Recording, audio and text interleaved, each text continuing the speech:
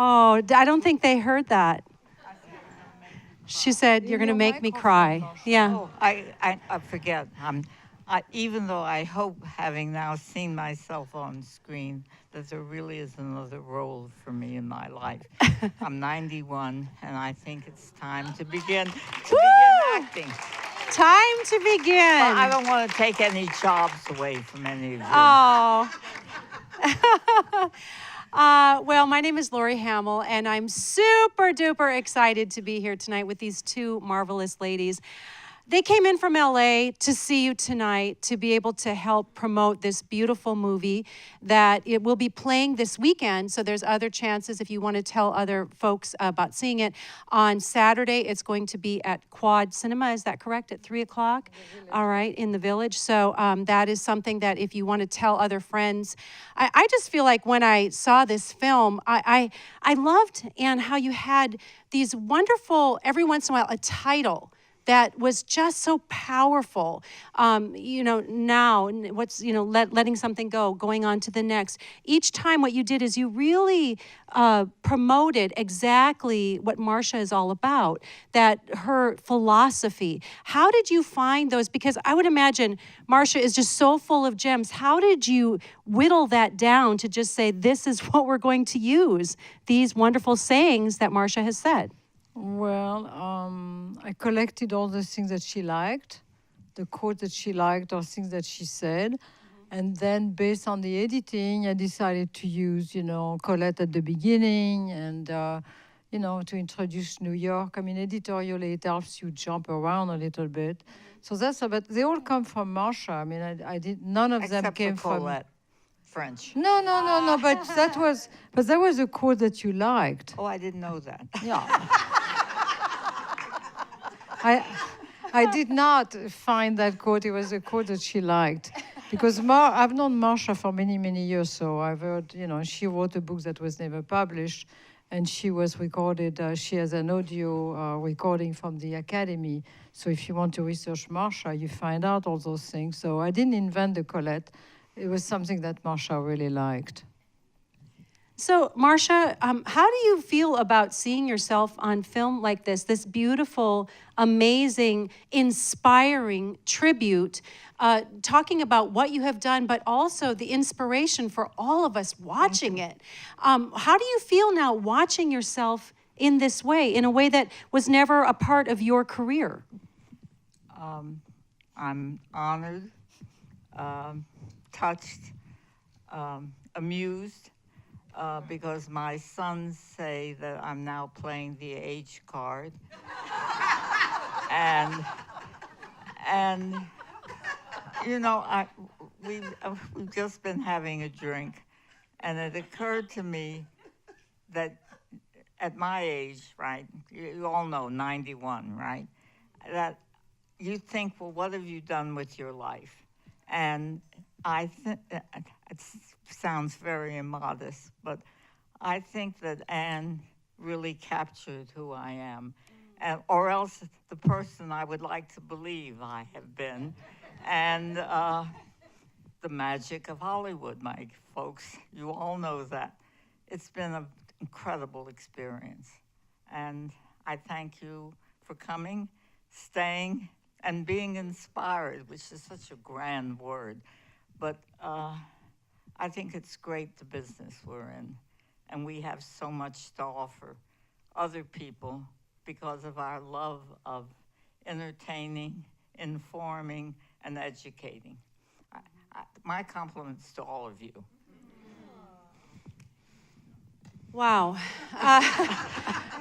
I'm so overwhelmed by you, by everything that you've done. I mean, you made a path where there was no path. They now call it the Marsha path. I mean, that you made a path. There was nothing. What I wonder about is how did you keep going? The perseverance that you have in your system, in who you are, how did you keep going? I was lucky in my parents who thought their children were wonderful. And I never knew how to be sad. I'm making this up as I go along. But I really was. I was I weighed 12 pounds at birth, the fattest baby. I was born in New York at the Bushwick Hospital. My mother said I was so fat they couldn't fit me in the cart, you know, they used to bring babies. And I obviously loved eating. I loved, and I think a lot of who we are is if our parents love us. But some of us also don't always have that, but who believe that we can really accomplish anything. You know, of course, there's a message there about done next. I really believe in that. Don't spend a lot of time being gloomy. My brother's favorite word, don't be gloomy. Just look to the next thing. And of course, all of you as actors know what that is. I haven't had to experience going to an audition, but I have been a producer, and every time an actor came in, I wanted to hire everybody. Because I couldn't imagine that sentence. Thank you very much for coming. And it was, oh, no, but you're all wonderful. Let's all do it. Oh, that is You know, so I good. want you, we're showing this film again. You don't have to see it again. But the movie is The Quad on Saturday. The second movie is Hamburger Hill. And it was the first time I had ever been in an audition. I had been a studio executive, and we never went anywhere. But I was now a producer, and all the actors were from 19 to 22 or 3. And I really wanted to hire them all. We hired 13, and it was a very illuminating experience. Anyway, if you want to come to that, it's playing again. Wonderful. You know, you talk about that your parents really believed in you, and it feels like, I mean, it's just incredible how many people in this film are saying that you started them in so many different areas, too, of the industry, that you believed in people, you fought for people, you were passionate not just about stories and story making, but about people, about helping people succeed. And that is, I mean, that legacy in and of itself, not just, I mean, besides all the barriers that you pushed down, the places that you created to be a VP when there was no woman VP. It's too much. I'm just really, I'm like, I want to be you. And I think so many of us want that, I mean, your spunk, your energy, your light. Because it is very easy to be interested in other people and figure out, or not even figure out and say, is there anything I can do, not in any bullshit way, excuse me, but in some positive way. Do I know somebody who is looking for a secretary? Do I know someone who wants an actor? Is someone writing something? It takes really very little time. I know it sounds, it makes me sound like, what's the word for people who are do-gooders? What's that? Pollyanna. Pollyanna. Yeah. I hate to be Pollyanna, but I am. Mm-hmm. Because it's nice to have, nice, that's a simple word. It's gratifying to think that you've made some small difference in someone's life. All you do is make the phone call. The rest is up to the person. Right, right. But you made the phone calls. I mean, that's the thing. What? You did. And I think that is so much in the spirit of what we want to do moving forward in filmmaking, in all aspects of it, that we want to be of help to other people so that we can collaborate and get things made. How do you feel about the current climate with films? Like, are there films that you love that are happening now? I went to see The Big Sick, which I like very much. But in truth, right at the moment, I haven't seen anything else. But it sounds like you see so much with the Academy, so Yes. you know, you have your pulse on what's happening. I think I don't want to talk about what's wrong with films. Okay? And you can talk about that. No, I don't think they're not positive. I think we've been very fortunate in the response to this film. Y'all are wonderful. It says that people can be nice to each other. That's very old-fashioned. But I think we all need to feel what you have just said. We need to all help each other. Because unfortunately, we have, are we permitted to say that? A president who is a big jerk.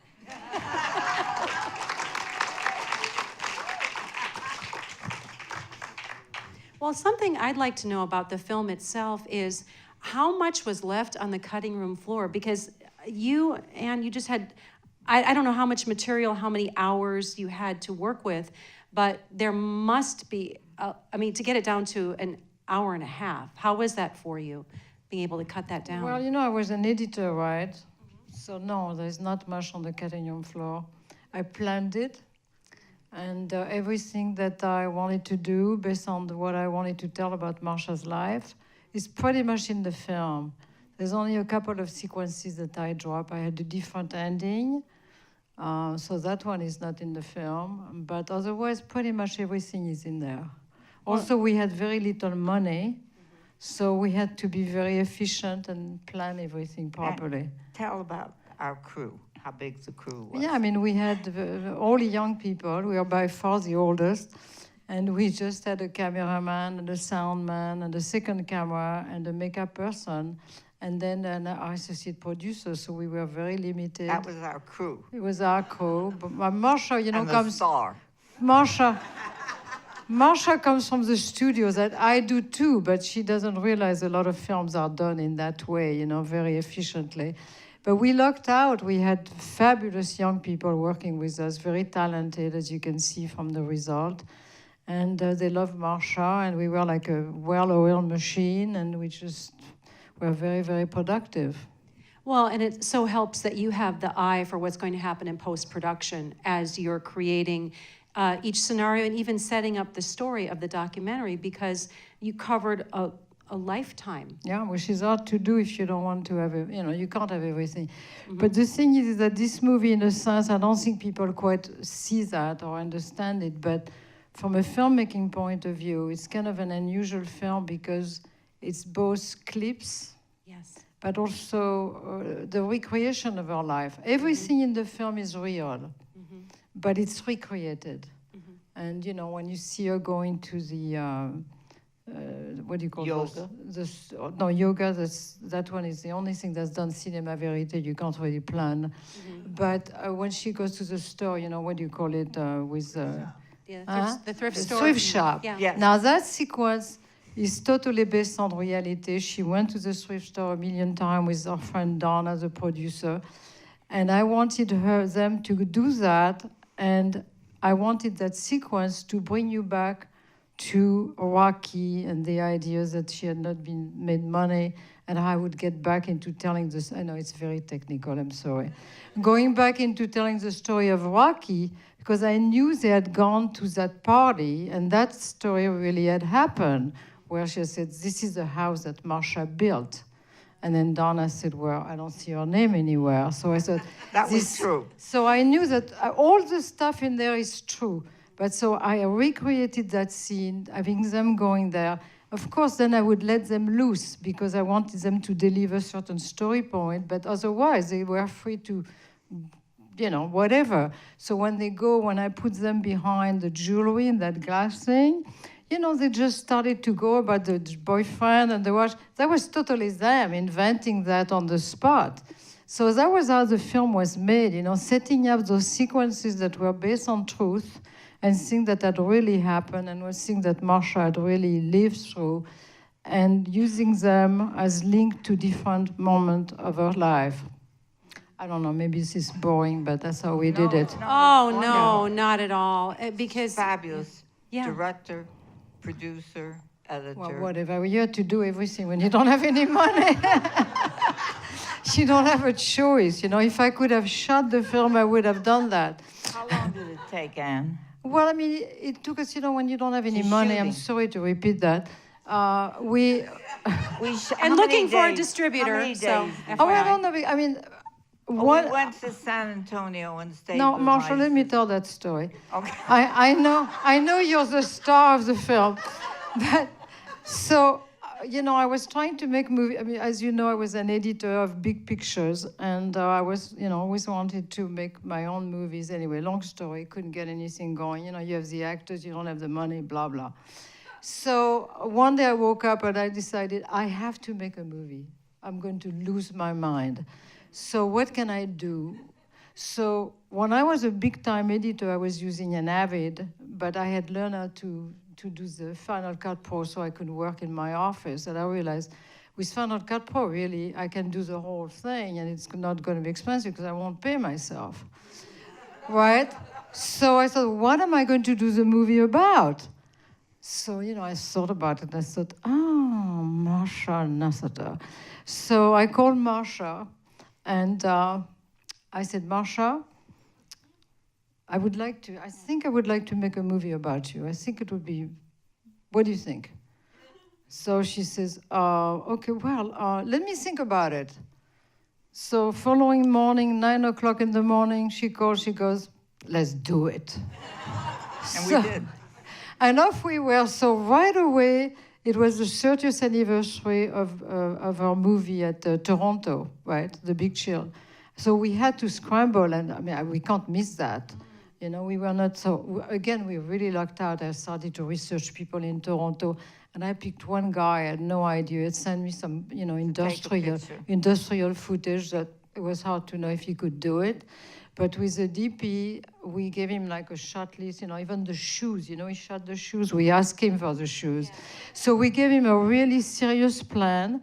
And so I think that's why we were blessed, because right away, he did a great job for us.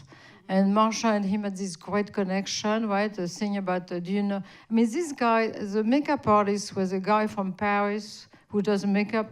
And Marsha is telling him, do you know about... Target, yeah, the Target. About the Target so lipstick. Wonderful. So I thought, you know, we're off to the races with something like that. So, of course, after that, we had to raise money. We didn't do anything for quite a while. And then Marsha said, you know, my dear friend Lorenzo is really sick. So we need to film him soon or we're going to lose him. So, okay, so we did that, you know, for I think a week or two. We did a whole bunch of stuff. Then we stopped. Then we had to find more money to go to San Antonio. Then we had to wait for Glenn Close to be free. Then we had to wait for Robert Town to finally say yes. And that was funny because we worked so hard to get Robert. And, you know, I kept saying it's because by that time the movie was already in good shape editorially, so I kind of knew exactly what I wanted from him because I knew their story. So I kept saying it's going to be fast. So anyway, finally he says yes. So of course I have everything super professional, right? I knew Robert already because I worked with Jack Nicholson, and I saw, anyway.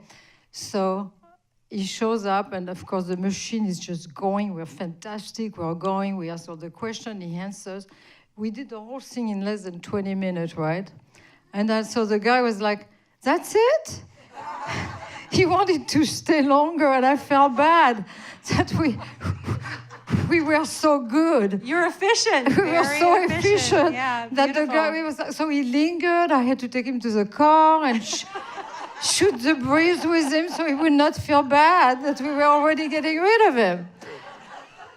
Oh my God! So then, you know, then we had to wait to get more money because I wanted some. I mean, the film in a way is not finished as far as I'm concerned, because a lot of the visual effects that I envisioned we couldn't afford, right? So we had to stop. And I have to tell you, the music is... That's your nephew? My nephew. Oh, nephew. Wonderful. Great nephew. And he had just come to California to try and make his life as a composer. And this is his first gig. He works for Christopher Beck, a great composer. He works with him and helps him with orchestration. And he did a great job for us. Gorgeous. Yeah. Well, we're going to have to close. Thank you so much for being here. I just want this to go on and on. Thank you. Just so delightful. And I was just wondering if you have if you have a desire, what your wish might be that someone would take from the film. Both of you. Well, I mean, I would like to say that one thing that Marsha, I'm one of the phone calls.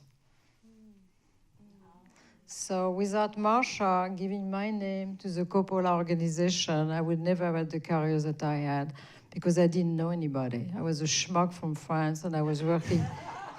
I mean, seriously, you know, I was trying, I was working. But without Marsha, I would not, they would never have found me. So in a way, this movie is my payback, you know, for what she did for me.